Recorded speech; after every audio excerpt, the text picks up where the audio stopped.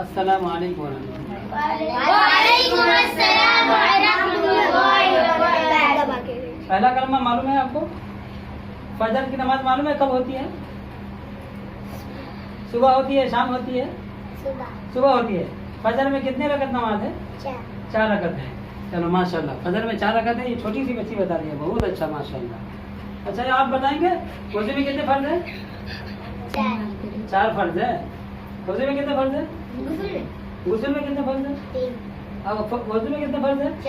4 ہے ماشاء اللہ۔ اچھا آپ کو معلوم ہے کہ 24 گھنٹے میں کتنے ٹائم نماز ہوتی ہے؟ 5 ٹائم۔ وتر کون سے نماز میں ہوتی ہے؟ مغرب میں؟ عشاء میں ہوتی ہے؟ عشاء میں ہوتی ہے؟ سوچ لو صحیح۔ کون سی نماز میں؟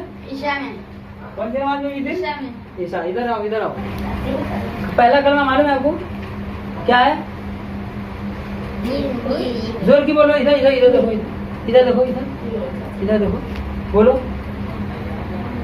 بولو۔